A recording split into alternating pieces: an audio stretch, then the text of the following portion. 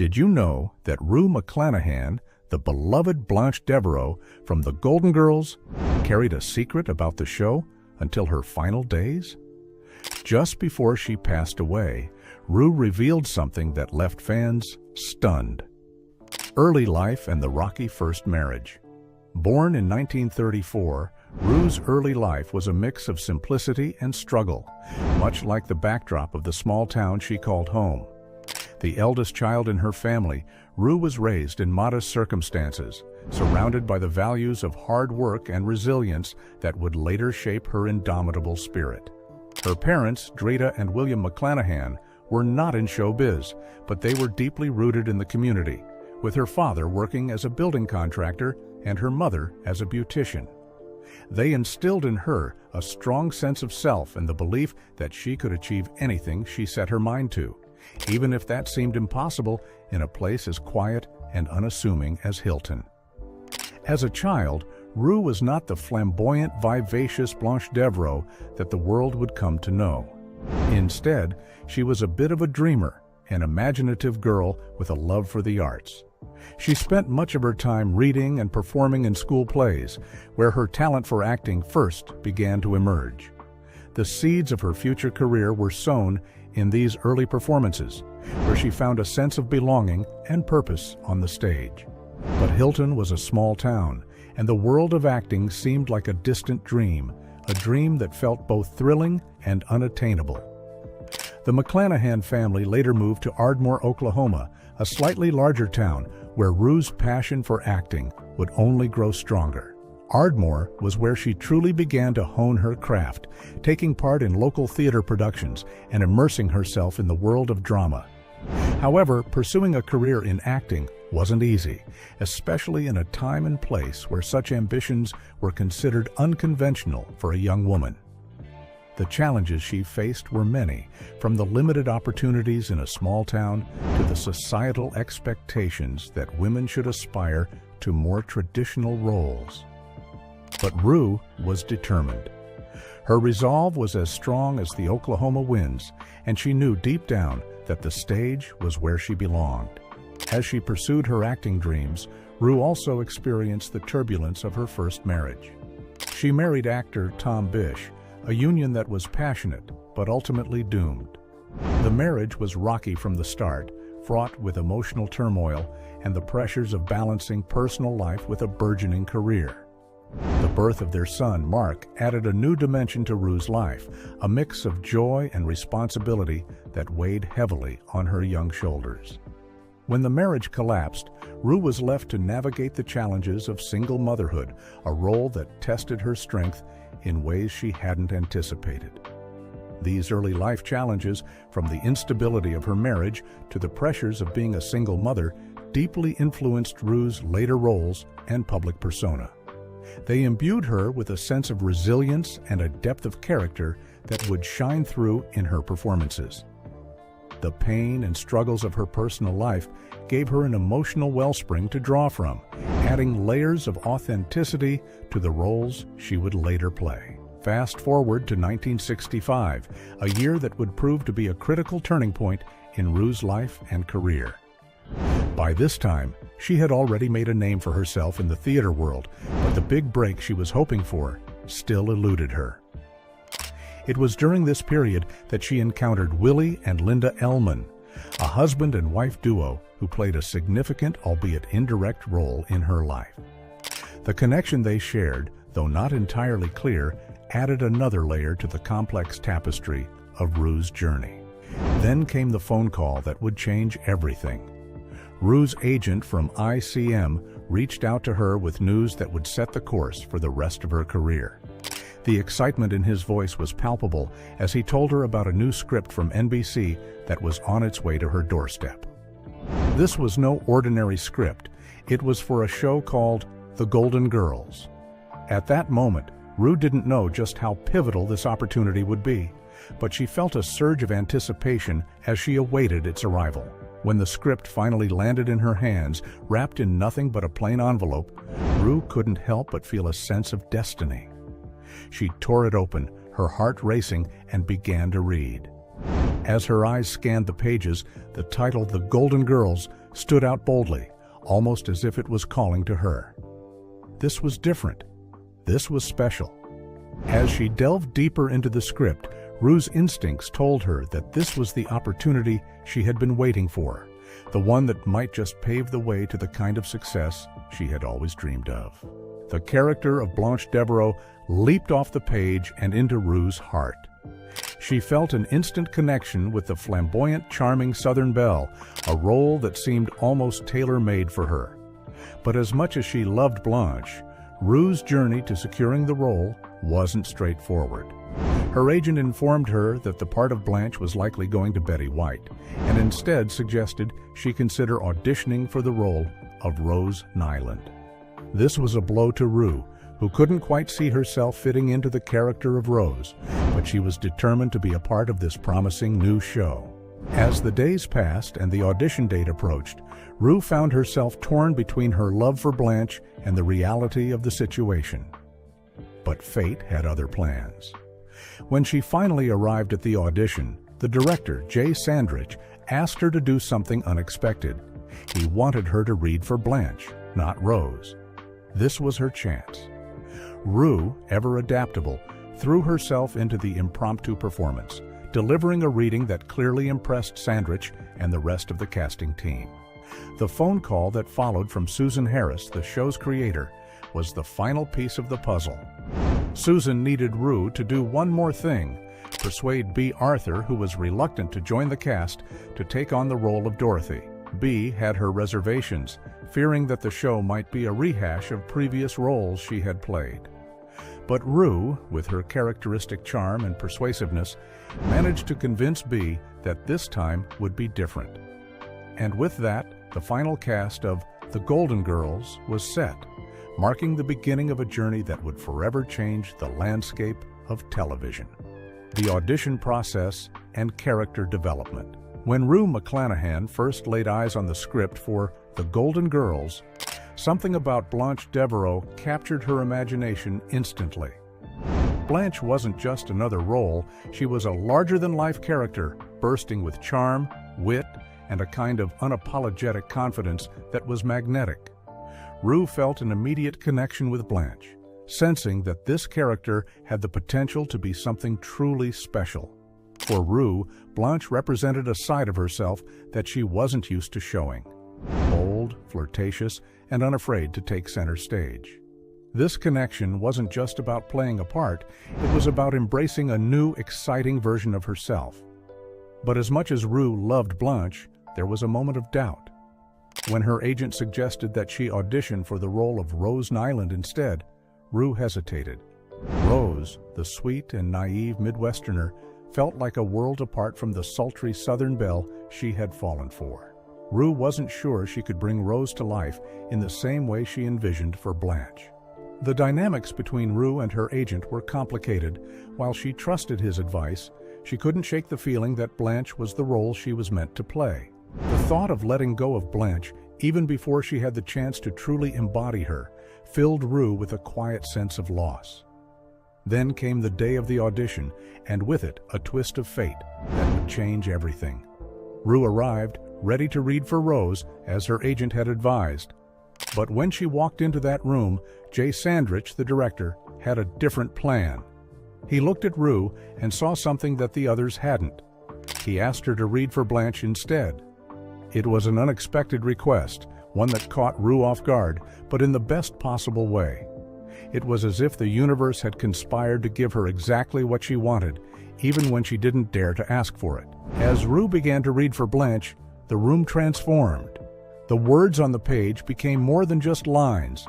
They became a reflection of the character that had been living inside Rue all along. She brought a nuance and depth to Blanche that immediately caught the attention of everyone in the room. Jay Sandrich, in particular, was impressed by how seamlessly Rue embodied Blanche's spirit, her flirtatiousness, her wit, her unapologetic love for life.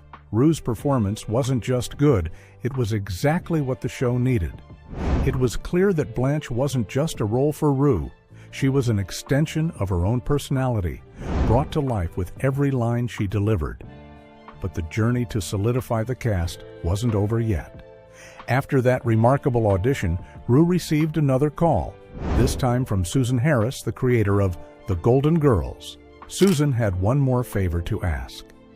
B. Arthur, who had been considered for the role of Dorothy, was hesitant to join the cast.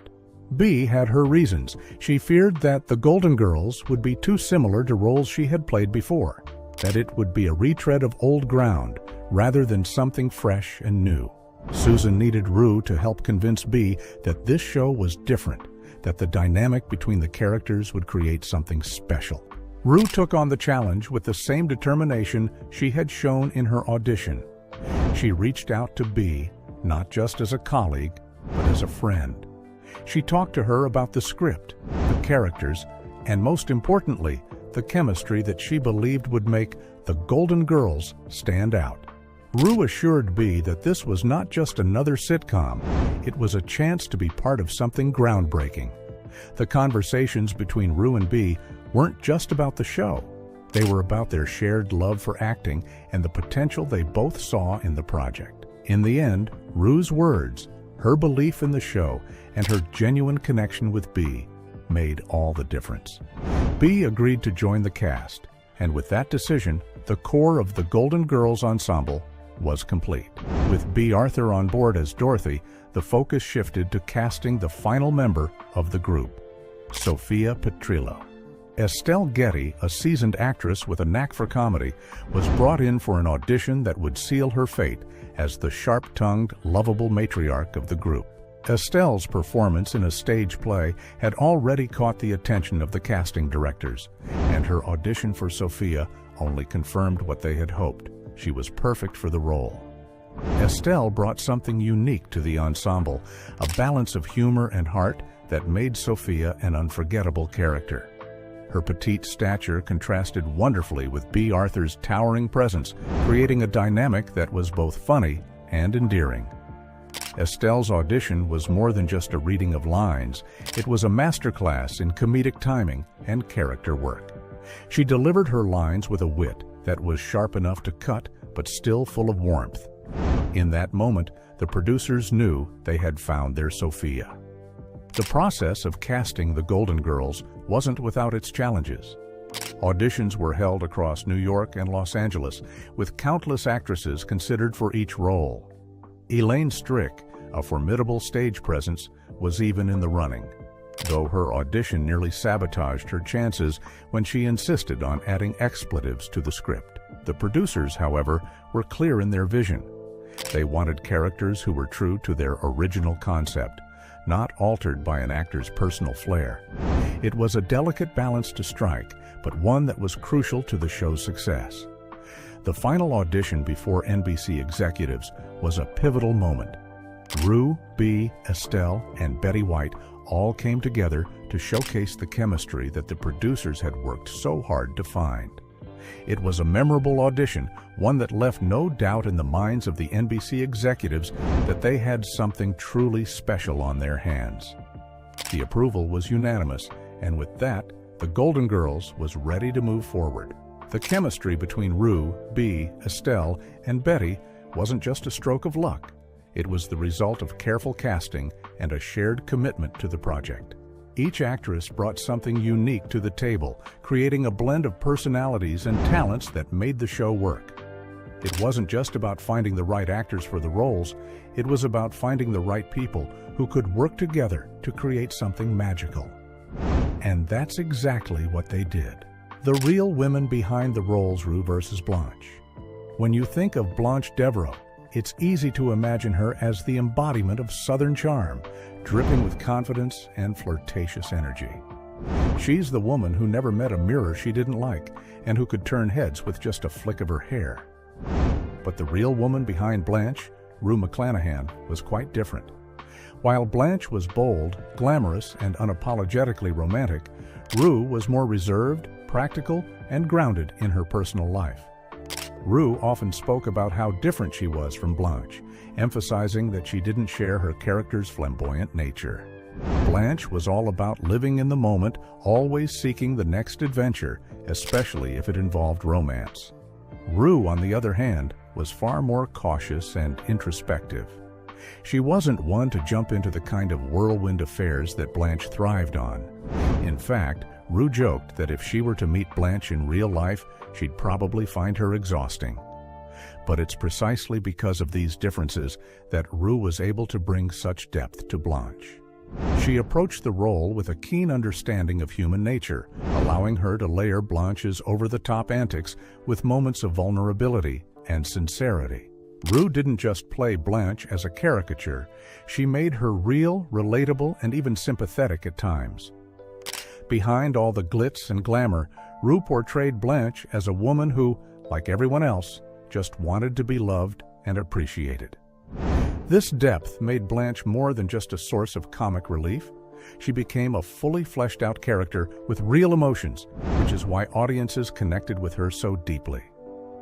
Then there's Betty White, who became synonymous with the sweet, naive Rose Nyland. If you knew Betty off-screen, though, you'd quickly realize that she was nothing like the scatterbrained character she portrayed. In real life, Betty was sharp, witty, and incredibly intelligent. She had a quick sense of humor that was far removed from Rose's more innocent, almost childlike view of the world. Betty's transformation into Rose was nothing short of masterful. She had a way of dialing down her own sharpness and slipping into Rose's wide-eyed innocence with such ease that it was easy to forget that the real Betty White was so different. She used subtle acting techniques to convey Rose's naivety, slower speech, a softer tone, and a kind of hesitant curiosity in her expressions. Betty knew that to make Rose believable, she had to strip away any trace of cynicism or sophistication and embrace the character's pure, unfiltered optimism. It wasn't just about playing a simple-minded character. It was about showing the world through Rose's eyes, where everyone was kind and life was as straightforward as a St. Olaf story. Estelle Getty, who played the sharp-tongued Sophia Petrillo, was also quite different from her on-screen persona. In reality, Estelle was known for her gentle nature and her quieter demeanor, which contrasted sharply with Sophia's quick wit and no-nonsense attitude. But Estelle had a deep well of comedic talent, and she used it to bring Sophia to life in a way that was both hilarious and endearing. One of the most interesting aspects of Estelle's portrayal of Sophia was her desire to incorporate her own Jewish heritage into the character. Estelle believed that by making Sophia's background more authentic, she could add another layer of depth to the role. This decision not only made Sophia's character more relatable to viewers, but also allowed Estelle to bring a piece of herself to the role. Her timing, her delivery, and her ability to land a punchline with perfect precision made Sophia one of the most beloved characters on the show. Yet behind that tough exterior, Estelle managed to infuse Sophia with moments of tenderness, showing that beneath the sarcasm, there was a lot of love. And then there was Bea Arthur, who brought Dorothy Zbornak to life with her signature deadpan humor and biting sarcasm. Dorothy was the character who often found herself as the voice of reason, the one who had seen it all and wasn't afraid to call out the absurdity around her. But while Dorothy often appeared world-weary and frustrated on screen, Bea Arthur herself was a far cry from the dour, no-nonsense character she played. Off-screen, Bea was known for her intelligence and wit, much like Dorothy, but she also had a warmth and contentment in her personal life that Dorothy seemed to lack. Dorothy's struggles, whether it was dealing with her ex-husband, coping with her mother's antics, or navigating life as a middle-aged single woman, were often played for laughs, but they also added a layer of depth to the show. Bea's understanding of comedy, particularly the fine line between humor and pathos, allowed her to play Dorothy with a sense of gravitas that made the character both funny and relatable.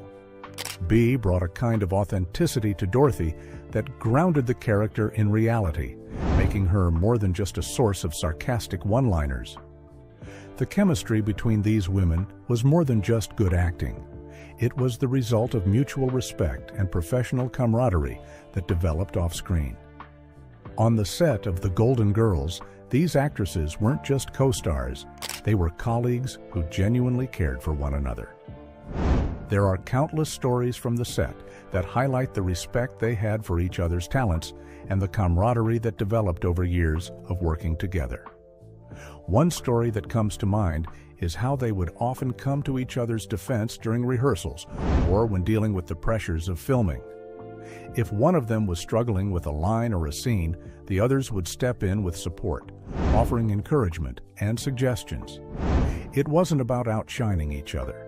It was about making the show as good as it could be, together. This mutual respect and support created an environment where they could all shine, bringing out the best in each other's performances. This off-screen chemistry translated directly into the on-screen magic that made The Golden Girls such a hit.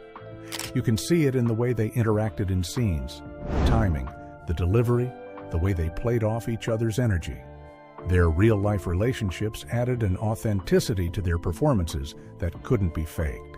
When you watch the show, you can feel the genuine affection they had for one another, which makes the humor hit harder and the emotional moments more poignant.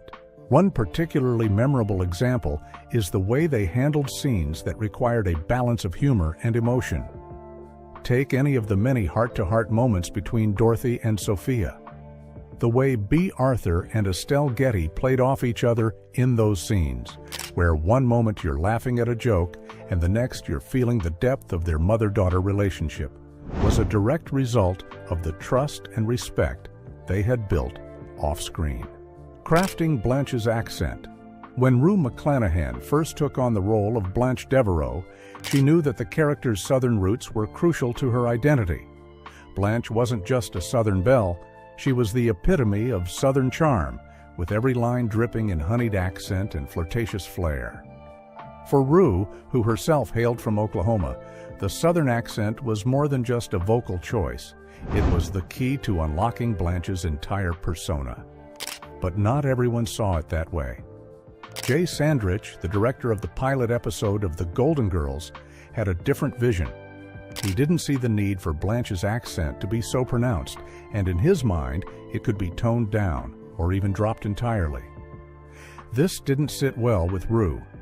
She believed that without the Southern accent, Blanche would lose a part of what made her unique, a part of what made her Blanche. For Rue, the accent wasn't just about being true to Blanche's roots, it was about capturing the essence of who this character was. A woman who reveled in her Southern identity, who used her charm like a weapon, and who embraced every stereotype of the Southern belle with both pride and a wink. The tension between Rue and Sandrich over this issue was palpable. Rue felt strongly that the accent was essential, but as an actress dedicated to her craft, she also understood the importance of collaboration. So she agreed to Sandrich's request, dialing back the accent for the pilot. It was a compromise, but one that left her feeling like something vital had been stripped away from Blanche. Rue couldn't shake the feeling that this toned-down version of the character wasn't the Blanche she knew in her heart. Everything changed when Paul Bogart took over as director for the series. Bogart had a different approach, one that aligned more closely with Rue's instincts. He understood the significance of the accent and encouraged Rue to revisit her original vision for Blanche. This shift in direction was a breath of fresh air for Rue, who finally felt free to fully inhabit the character as she had always intended. The producers, whom Rue humorously referred to as Tall and Pony, also played a role in this decision. They supported Rue's choice to embrace the accent, understanding that it added a layer of authenticity and humor to the character. With their backing, Rue was able to push the accent further, crafting a voice for Blanche that was as exaggerated as it was endearing. It was a voice that would become iconic, one that fans would instantly recognize and associate with the character. But the accent wasn't just a random drawl. It had its roots in Rue's own family history. She drew inspiration from her Aunt Pearl, a relative who had spent her life trying to distance herself from her Southern Oklahoma roots. Aunt Pearl had crafted an accent that was a curious mix of English poshness and Southern drawl, something that the family often found amusing and a bit perplexing. Rue saw in Aunt Pearl's accent the perfect foundation for Blanche's voice, something that was both authentic and theatrical. However, Rue didn't simply mimic Aunt Pearl. She adapted the accent, making it even more over-the-top to fit Blanche's larger-than-life personality. The result was a voice that was distinctively Blanche, richly Southern, dripping with charm, and just theatrical enough to captivate the audience without crossing into parody. Rue struck a balance between authenticity and exaggeration, crafting an accent that was both believable and entertaining, a perfect fit for a character who was anything but ordinary. The insane revelation. But behind the scenes, Rue's life was anything but glamorous. As she brought Blanche to life on screen, Rue was battling significant health challenges that would have sidelined a less determined person. Her health issues were numerous and severe, ranging from surgeries to life-threatening situations that often landed her in the hospital. Despite these struggles, Rue continued to work, her commitment to her craft unwavering even as her body betrayed her. By the time 2010 rolled around, Rue's health had taken a serious turn for the worse. On June 3rd of that year, she passed away in New York Presbyterian Hospital, leaving behind a legacy that was as vibrant as the characters she portrayed. The official cause of death was a stroke, a condition that often strikes suddenly, leaving little time for intervention. What made Rue's death particularly tragic was the fact that she had been on warfarin, a potent blood-thinning medication intended to prevent such clots. The irony wasn't lost on those who knew her. Medication meant to protect her may have played a role in her untimely death. As if her physical health issues weren't enough, Rue also faced lifelong battles with mental health, particularly anxiety. This wasn't a new struggle for her. It had been with her since childhood, exacerbated by her father's absence during World War II, and later by the collapse of her first marriage. The anxiety manifested in panic attacks, which became more frequent and intense as she grew older. These attacks were especially acute at dusk, a time of day that seemed to stir up her deepest fears of abandonment. To cope with her anxiety, Rue found solace in her love for animals. She was a passionate pet owner, and her pets provided a kind of comfort that was hard to find elsewhere. The companionship of her animals offered a soothing counterbalance to the turmoil within her, giving her something to focus on besides her fears. Rue's condition also required medical intervention. Rue was prescribed medications like lorazepam to help manage her symptoms, calming her nervous system during the worst of her anxiety attacks. But these medications came with their own set of challenges, including the risk of dependency and side effects that could complicate her already fragile health. Despite the help these medications offered, Rue's anxiety was a constant companion, a shadow that loomed over her even in her brightest moments. When you think of the Golden Girls, it's easy to imagine that the women who brought Dorothy, Rose, Blanche, and Sophia to life must have been just like their characters off-screen. But the reality couldn't be more different. The magic of the show lay in how these actresses, each with their own distinct personality, transformed themselves into the beloved characters we know. The contrast between their real lives and their on-screen personas is both fascinating and surprising. On the show, Blanche was the epitome of Southern charm, a woman who was always the center of attention, basking in the admiration of men and never shying away from a chance to flaunt her looks. But Rue in real life was much more reserved. She wasn't the type to flirt outrageously or draw attention to herself in the way Blanche did. In fact, Rue often joked that she didn't have half the energy Blanche had for romance and drama. She once said with a chuckle, "If I tried to live like Blanche, I'd be dead in a week." Yet it was this very difference that allowed Rue to bring such depth to Blanche. She could approach the role with a sense of humor, knowing that she was stepping into a character who was, in many ways, the opposite of herself. It gave her the freedom to push Blanche's characteristics to the extreme, creating a character who was larger than life, but still relatable. Rue's ability to separate herself from Blanche also meant she could play the role without taking herself too seriously, allowing the character's humor and charm to shine through in every scene. Betty White's portrayal of Rose Nyland is another example of this contrast between real life and fiction.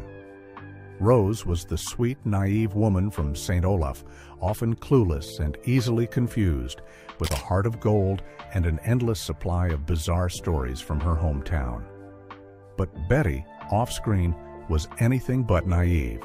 She was sharp, intelligent, and known for her quick wit, a far cry from Rose's sometimes slow and simple-minded persona.